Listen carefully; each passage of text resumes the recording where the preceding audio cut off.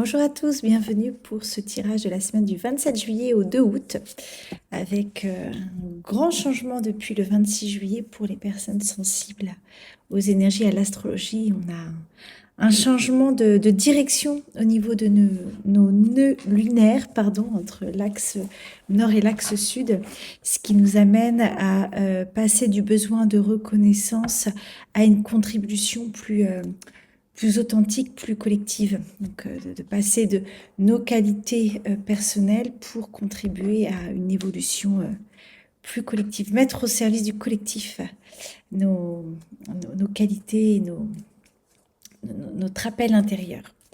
Donc, ça va durer environ 20 mois. Donc, ça, c'est très intéressant de voir un petit peu ce qui va se passer pour vous, que ce soit sur un plan individuel, mais aussi au niveau de votre entourage et évidemment au niveau plus universel par rapport à notre société et même sur un plan plus universel.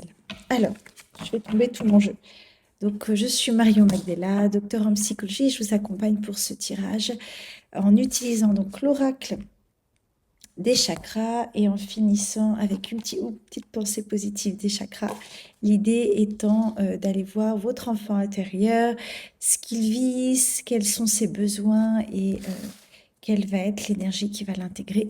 Donc c'est une chaîne, donc on n'est pas dans de la médiumnité, d'accord? Je ne fais pas de tirage divinatoire. On est vraiment dans une quête d'aller chercher sur plusieurs champs de conscience une écoute intérieure, que ce soit au niveau des énergies, du corps, de la psychologie et aussi des émotions, en invoquant, en écoutant votre petit enfant intérieur. Alors, que vit votre enfant intérieur cette semaine? Ok. Ah, là, il y a de la colère. Il y a de la colère. Hein. Donc, il y a la deuxième carte. Ose faire de ta vie un rêve. Vous voyez, on dit, j'étais sur les aspirations, là, je vous disais au niveau astrologique.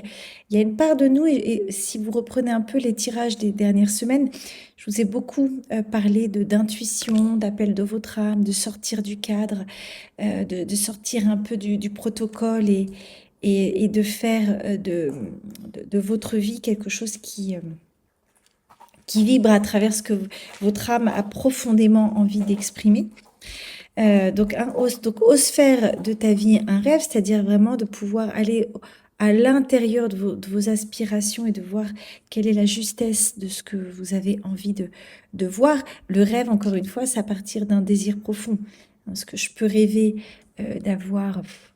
je vais revenir sur mes Porsche, une grosse Porsche, mais si je sais pas un désir profond et que si c'est un rêve un peu you aérien, il y a quelque chose qui va pas se voir manifester et surtout qui va peut-être pas parler d'un rêve vraiment ancré et incarné, mais d'une illusion ou d'un fantasme que quand je vais avoir une Porsche ou une Ferrari, je sais plus ce que je dis, là je vais être vraiment bien. Bon, non, en fait, c'est pas parce que je vais avoir une Porsche ou une Ferrari que je vais être bien. Par contre, si je me sens vraiment alignée avec ce projet, effectivement, quand je vais être dans ma Porsche, je vais toucher le tissu, le cuir, là, je vais me dire, ah là, il y a un truc, je me sens vraiment bien et alignée, mais parce que ça vibre à l'intérieur, pas parce que j'ai une Porsche. Encore une fois, c'est pas parce que vous allez avoir beaucoup de choses à l'extérieur ou des éléments qui a priori cochent toutes les cases que ça veut dire que vous allez être profondément heureux. Est-ce que c'est vraiment votre désir profond? Ah, ma pépette. Est-ce que c'est vraiment votre désir profond de vous aligner avec ce que vous avez à l'extérieur ou est-ce qu'en réalité ça vous enferme dans un carcan, dans un cadre qui ne vous correspond pas et qui vous empêche d'exprimer vraiment ce que vous souhaitez profondément? Et là, vous voyez, il y a la carte de la colère. La colère, donc, elle est en lien avec des insécurités. Alors, elle est aussi en lien avec le sacré. C'est vrai que je l'ai mis du côté des insécurités. Parce que souvent, nos insécurités peuvent amener à des colères et des excès de colère peuvent amener à de l'agressivité ou à de la violence.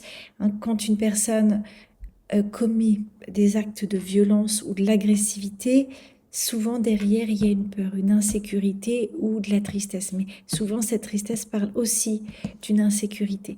Donc là il y a quelque chose de la colère. Peut-être que vous avez envie de cette Porsche, peut-être que vous avez envie d'aller vers quelque chose qui vibre et qui va vous amener vraiment à rayonner là où vous avez envie de rayonner. Et pourtant, votre petit enfant intérieur, là, il y a de la colère. Il y a quelque chose, peut-être qu'il y a quelque chose qui fait que vous n'arrivez pas pleinement encore à assumer ce que vous avez envie de vivre. Peut-être qu'il y a des croyances limitantes. Euh, Est-ce que, vous voyez, il y a quelque chose, moi ça me donne le sentiment qu'il y a une part de vous qui n'êtes pas pleinement à l'écoute de ce que vous avez envie de vibrer et qui fait que vous ruminez le truc. Vous voyez, parce que on est sur la carte de l'intuition, hein, on est sur le troisième œil. Comme je vous ai déjà dit, l'intuition, ce qui nous empêche des fois d'être dans l'intuition, c'est l'intellectualisation et les ruminations. Là, j'ai l'impression que certains d'entre vous, vous ruminez un truc qui suscite de la colère. J'ai envie profondément d'aller vivre en Corse. Ouais, je change de registre. J'ai envie profondément d'aller vivre en Corse. Et pourtant, je me raconte tout un tas de trucs avec des croyances limitantes, un cadre familial, sociétal qui me dit que non, en fait, c'est à Paris que je dois rester. Le travail, c'est à Paris, l'argent, c'est à Paris, je vous dis n'importe quoi. Euh, voilà, donc, et en fait, donc, je me sens enfermée à Paris, alors que profondément, j'ai vraiment envie d'aller en bord de mer et d'aller en Corse parce que j'aime la nature, parce que j'aime le soleil, etc., etc. Et du coup, il y a une part de moi qui n'ose pas pleinement incarner mon rêve. Vous voyez, là, on est troisième œil, intuition, et je vous ai déjà dit, et je vous répète que la spiritualité, elle se doit d'être ancrée, incarnée en sécurité. Soit je suis dans des rêves de ouah la Porsche, ouah la chut chut chut chut, hop, du coup mon énergie elle est très aérienne, mais elle s'ancre pas. Hein, donc c'est-à-dire que je veux une Porsche, je me dis que j'aime l'idée de la Porsche, j'aime fantasmer la Porsche, j'aime rêver de la Porsche, mais dès que je vois une Porsche, en fait, j'ai une peur, j'ai un recul et en fait, j'y vais pas. Ce qui suscite de la colère parce que je me dis que je veux la Porsche et du coup des contradictions intérieures. Vous voyez, en réalité, la Porsche, c'est pas le problème. C'est qu'est-ce qui fait que je fantasme à l'extérieur quelque chose que je ne m'apporte pas. Qu'est-ce que je projette sur la Porsche? Pourquoi je me dis qu'une fois que j'aurai cette Porsche, je vais vraiment être heureuse? En réalité, le bonheur, c'est enfin, le bonheur, le mot est toujours gros, hein, mais la paix, l'harmonie, elle est à l'intérieur. La Porsche peut y participer, hein, encore une fois, j'insiste, je ne vous dis pas que c'est une mauvaise idée d'avoir une Porsche. Quand je parle de Porsche, vous entendez bien que je parle de quelque chose de beaucoup plus gros que la Porsche, mais un rêve, vous voyez, quelque chose qui paraît inaccessible ou bon, inaccessible pour beaucoup, la Porsche très accessible, mais ce que je veux dire, c'est quelque chose qui paraît parfois irraisonné ou bon, une Porsche, c'est que du matériel, finalement, on s'en fiche. Oui, pourquoi pas, mais pour certains, ça peut parler d'une aspiration du beau, de se sentir bien, de se sentir peut-être en sécurité dans cette Porsche, peut-être qu'en plus vous êtes passionné de voiture et que ça participe à vraiment à quelque chose de l'ancrage. Hein. Alors, il y a des personnes qui ont une Porsche juste pour être dans du paraître et du bling-bling. Là, on est dans l'illusion. Hein, carte de l'illusion, troisième œil. Je me dis que je suis plus beau ou plus belle quand je suis dans une Porsche. En réalité, ça c'est dans l'ego. Là, c'est qu'est-ce qui fait que je ne puisse pas vraiment ancrer ce que je souhaite profondément. Parce que la Porsche, encore une fois, je suis tout à fait légitime à vouloir la Porsche à partir du moment où ça s'ancre dans quelque chose qui est juste pour ma vie et qui me permet vraiment de me sentir ancrée en sécurité et dans une aspiration de mon âme, de mon cœur. Hein, c'est-à-dire qu'à partir du moment où je suis ancrée, c'est là où je peux pleinement ressentir, incarner mes désirs. Sinon, ça reste de l'ordre de l'aérien. Hein, si je suis pas ancrée, mes désirs sont you-you, c'est l'idée d'eux. À partir du moment où c'est dans le corps, je suis ancrée. Je sais pas comment vous dire, c'est vraiment, on est souverain quand on est dans son bassin, racine. Je suis les deux pieds sur terre. C'est là, du coup, mon sacré, hein, mon énergie de vie peut pleinement s'ancrer et mes désirs du sacré peuvent irradier, peuvent remonter vers mon intuition, hein, terre et ciel. Encore une fois, il y a une harmonie entre la terre et le ciel. Donc c'est comment je peux vibrer à travers ça. Ok, très joli. Donc tout à l'heure, je vous disais hein, comment on est aussi amené dans les énergies actuelles de 2026, et là depuis le 26 juillet, à vraiment être dans cette d'incarner ce que l'on veut vibrer pour le donner au collectif. Hein, parce qu'encore une fois, nos qualités, notre éveil, c'est pas pour nous. Ah oui, c'est pour nous, pour notre expérience d'âme, mais on est tous interreliés, on est tous reliés sur du collectif. Donc plus on est en conscience, plus on participe à la conscience du collectif. Plus on va s'éveiller, chacun avec sa petite graine, L'idée, c'est pas du waouh, encore une fois, c'est chacun sa petite graine à son niveau de conscience, hein. Il n'y a pas du bien, du mieux. Ça, c'est à chacun, avec son expérience, participe au grand tout. C'est ça qui est génial. Alors, votre enfant intérieur, il va avoir besoin... Bah, décidément, je fais tout tomber. C'est l'effondrement. Voilà, il y a tout qui s'effondre. Voilà. Mais l'effondrement, le chaos, c'est ce qui amène vers la lumière, hein. Ce que l'on vit là, au niveau de la météo, les guerres, les insécurités, on peut se dire, waouh, où va le monde? Ouais, mais c'est à travers le chaos que la lumière apparaît. Quand tout va bien, on va pas forcément chercher à l'intérieur. Le chaos vient réveiller plein de choses à l'intérieur, hein, des peurs, des insécurités, des croyances. Donc c'est ça qui aide à l'évolution. Ce qui est important, encore une fois, c'est de ne pas se laisser parasiter par les peurs extérieures et de sentir que tout a un sens. Hein, les feux, le climat, bah, c'est remettre du vivant, en fait. Vous voyez, c'est un appel au vivant. Ça va pas là, on s'occupe pas de la planète, on s'occupe pas du vivant. La planète, c'est du vivant. La nature, c'est du vivant. Les animaux sont du vivant.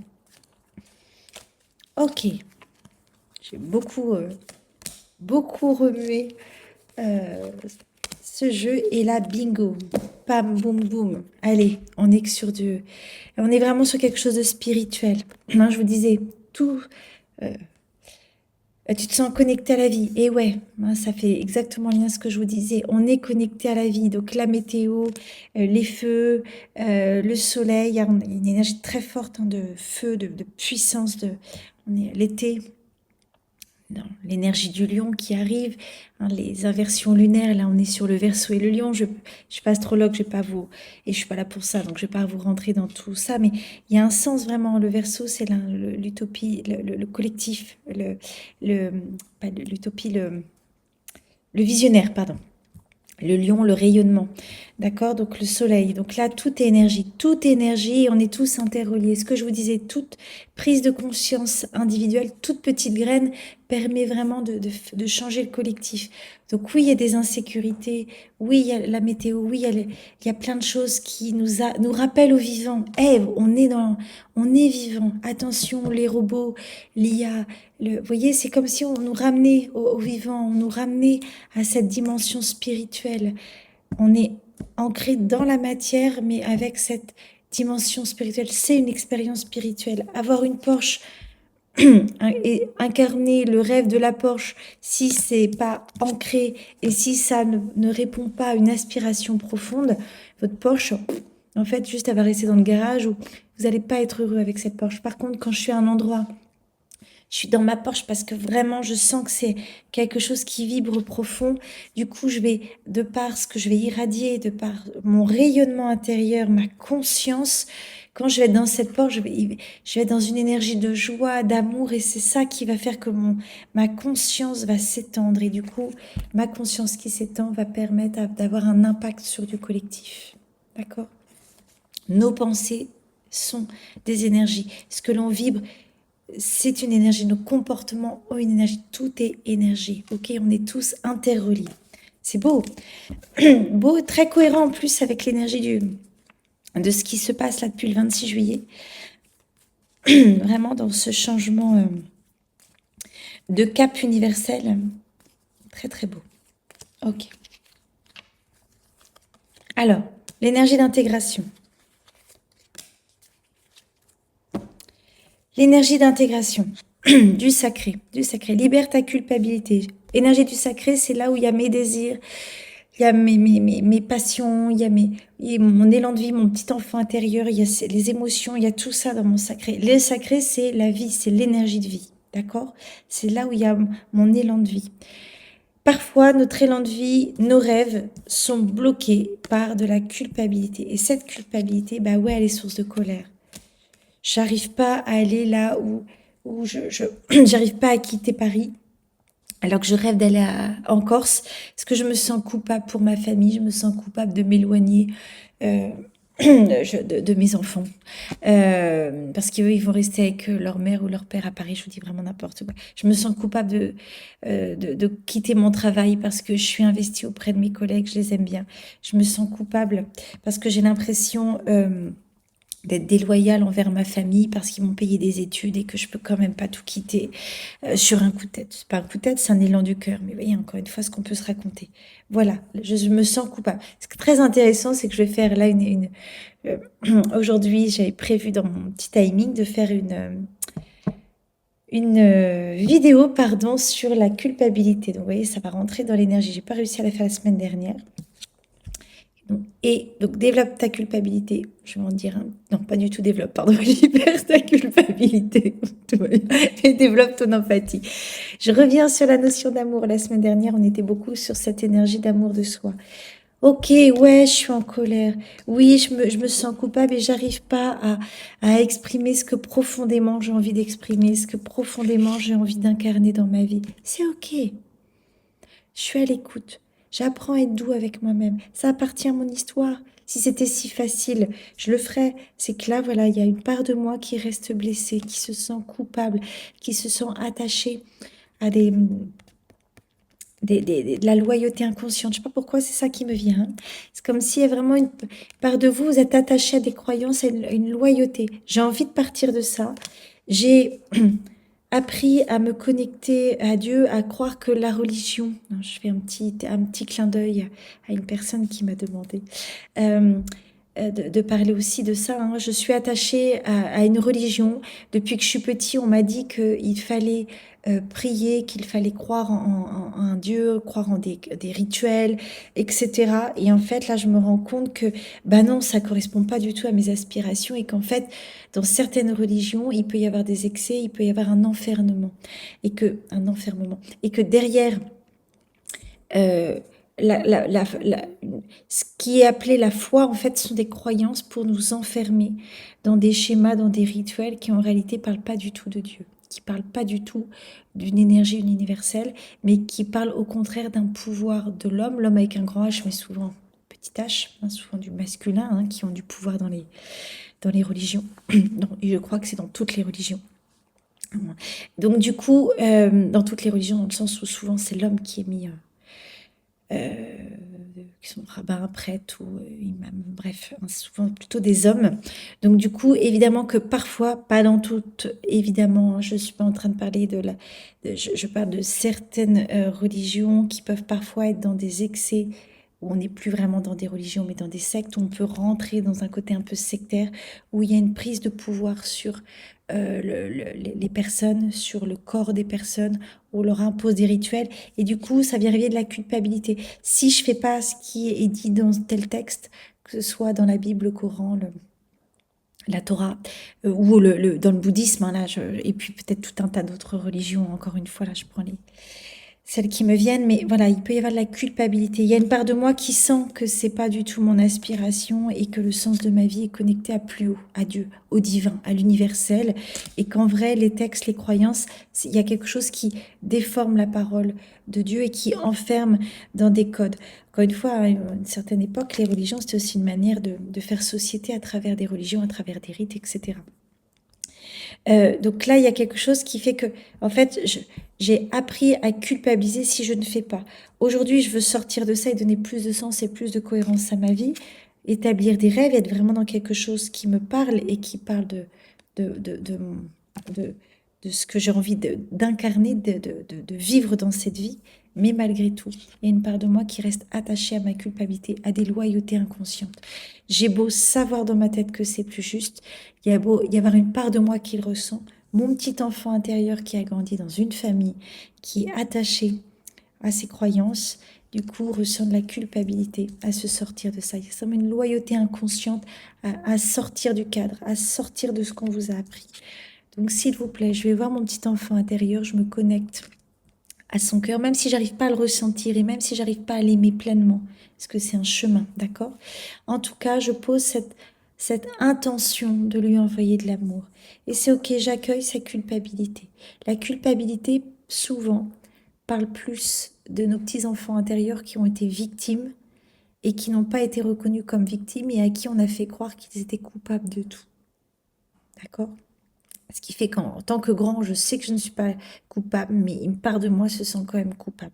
Donc je vais voir mon petit enfant intérieur et je vais lui rappeler qu'à cet endroit-là, il a été victime. Il a été victime euh, de parents qui peut-être l'ont forcé à faire des choses qui n'étaient pas justes, par exemple autour de la religion, ou à faire des études qu'il n'avait pas envie de faire et qui voilà, étaient voilà, dans la difficulté de s'opposer à l'adolescence pour, je vous parlais du LS hein, à l'époque, où nous obligeait, enfin nous obligeait, moi je n'ai pas du tout fait ça, mais souvent le Graal c'était le S. Moi j'ai fait écho, donc ni L ni S, hop, j'ai pris la voie du milieu, mais parce que ça, encore une fois, parce que je trouvais que c'était très juste. Mais parfois, il y a des enfants qui sont obligés de faire S du scientifique parce qu'on leur demande, hein, les parents, puis les enseignants, etc. Donc vraiment, de sortir de cette part-là de vous qui êtes aux prises. C'est que je sais que c'est plus juste, mais quand même, une part de moi qui se sent coupable de faire autrement. Je viens d'une famille d'ouvriers. J'ai envie de me mettre en libéral, j'ai envie de créer mon entreprise, mais je me sens empêtrée dans une culpabilité familiale où je dois rester dans mon statut social, où je dois rester loyale à mes parents. Je peux pas dépasser. Je sais pas aussi à quelque chose. C'est comme si je pouvais pas dépasser ma famille, dépasser personne, dépasse personne en réalité, hein, encore une fois, mais dans les croyances de changer, si je change de statut social, si je change de cadre. Si je change, peut-être je suis dans une famille de médecins où tout le monde est médecin et tout d'un coup, moi je me dis, je veux pas être médecin, je veux être plombier. Vous voyez, si je coupe là, même si dans ma tête je suis ok, il y a une part de moi qui culpabilise, d'où la colère. Hein. Je reviens sur la colère du début. Ok, donc du coup, je vais voir cette culpabilité, je reviens dans mon désir, dans la joie de vivre et surtout j'écoute mon enfant intérieur et je lui apporte de l'amour, l'amour inconditionnel. Et si j'arrive pas à l'aimer, en tout cas, je développe mon empathie envers moi-même, envers lui. Ok, maintenant je suis là. Ok, voilà, très beau et très cohérent. L'amour, l'amour, l'amour. L'amour, l'énergie universelle, hein, il y a quand même quand on est à cet endroit-là, c'est tellement beau et tellement fort, tellement puissant l'amour. Allez, du chakra gorge. Je suis à l'écoute de mes émotions et je les exprime quand je le souhaite. J'écoute mes émotions. Ok, c'est ok de sentir en colère. J'écoute, je ne juge pas ma colère, s'il vous plaît. Ok. Colère, on a du mal je trouve que c'est un peu sociétal. Comme si c'est la colère, c'est pas bien d'être en colère. C'est une émotion. Le problème, c'est pas la colère, c'est l'excès de colère qui parle en réalité parfois d'agressivité ou de violence. D'accord. La colère, je suis en colère puis ça redescend. Okay. Je suis triste et hop, après ça va mieux. Quand je suis triste sur du long terme ou quand je suis tout le temps en colère, ça parle d'autre chose. Hein. Ça parle plus d'une émotion, ça parle d'une blessure, je peux dire, d'une blessure qui demande vraiment à être écoutée. Hein. Les personnes qui sont très en colère sont des personnes très en souffrance, très en colère et qui vont dans la violence. Je ne suis pas en train de justifier la violence. La violence est inacceptable. Mais néanmoins, il n'empêche que la violence parle d'une souffrance. Voilà, donc voilà, chakra gorge, hein, j'exprime mes émotions. Elle est un petit peu abîmée, c'est à force d'utiliser le jeu, mais sinon elle n'est pas comme ça. Hein. Mais en tout cas, j'exprime mes émotions, je suis à l'écoute de mes émotions. Et s'il vous plaît, je ne juge pas mes émotions. Voilà, super. Bah, écoutez, je vous embrasse, passez peut-être de bonnes vacances là où vous êtes. Hein, peut-être que vous êtes déjà en vacances. Et on se retrouve la semaine prochaine pour la suite des événements. Je vous embrasse, au revoir.